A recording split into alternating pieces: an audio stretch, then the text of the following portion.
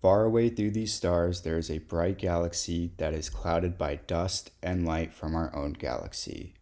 This makes it very hard to observe, giving it the nickname the Hidden Galaxy. But up in the remote Colorado mountains, we had a very dark sky with little clouds and no light pollution, giving us a chance to photograph this hidden galaxy. Today, we'll be taking the long exposure images and stacking them into a photo. Alright, so we've got all the images here in Siril, the IC342s. First thing I'm going to do is label this as lights and apply the debayer. We'll go ahead and convert these from the FIT format into a more visible format for this. Then the next thing I'm going to do is register these. We're going to have this on global star alignment, deep sky. And I'm going to make sure that this interpolation clamping is selected, and I'll register them. And that's going to find all of the stars in the image and make a map of them so that it can lay the images over one another after this is done. Alright, now that that's done, I'm going to select this to auto stretch, which is going to stretch the image, and we can see right here there's a little bit of that core of the galaxy. I'm going to click this, go here, make sure that all of these just don't have any crazy star trails like this, but that shouldn't be too affecting the image or any weird color or anything. So we'll go through here. I'll take this one out because it's a little close. This one's got a little bit of a weird color. Could be from like my flashlight or something. Some of these have a little bit of star trail that I'm going to take out. Alright, now that we've got all the images that we don't want to use taken out, we can go ahead and go to stacking. We're going to go average stacking with rejection, additive with scaling, the Windsor Sigma clipping, and we're going to just do selected. So that's going to take out the ones that we just took out. And we'll start stacking, and this is going to take a second, but it's going to lay those images over one another and get this picture to combine into one. And there we go, so we can see the galaxy here, and obviously it's a pretty green image. So the first thing I want to go do is the background extraction. That's going to take out all of this greenness since there's a lot of green light in space, and we'll do that, and we can see the galaxy a little bit better here. Next thing that we want to do is we're just going to calibrate this color. So I'm going to go to color calibration, photometric, search up the object that I'm looking for, which is IC342, and we'll click OK. That's going to calibrate the color to what the system has for it, and as it flipped the image. Next thing we're going to do is go to star processing, and this is an add-on that you have to install, but we're going to go to StarNet star removal.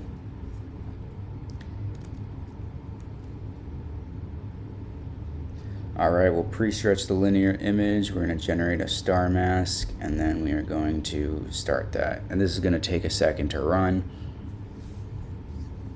Alright, so StarNet just took out all the stars in the image, which leaves us with this. And we can just see the galaxy here.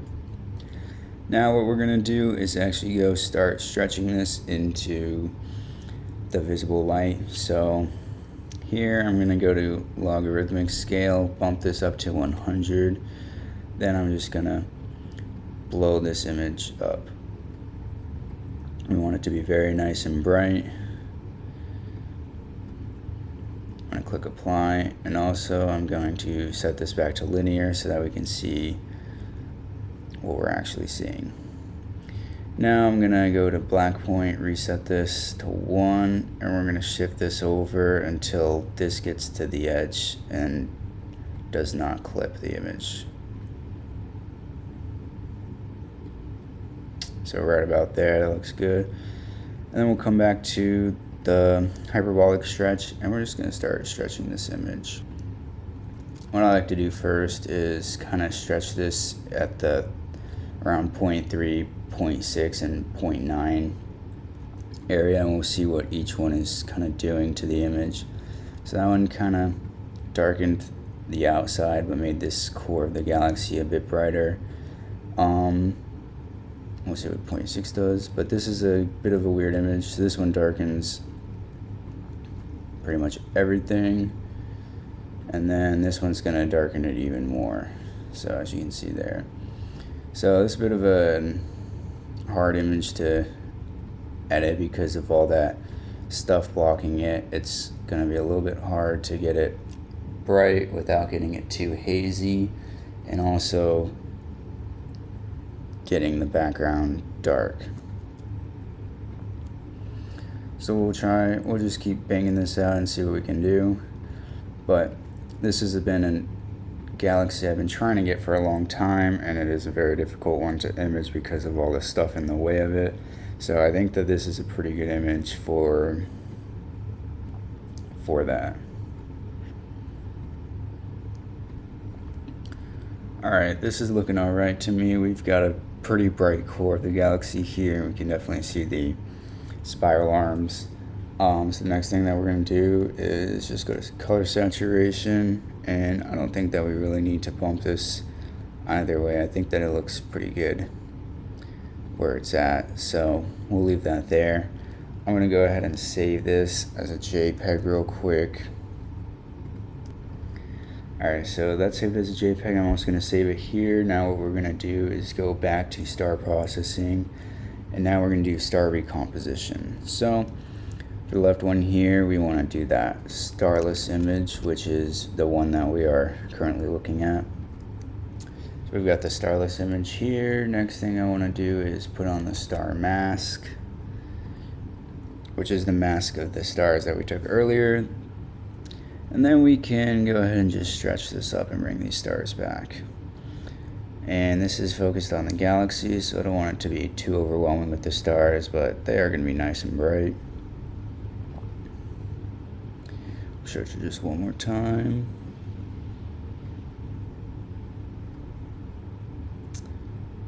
And that looks pretty good. You can still see the galaxy pretty well.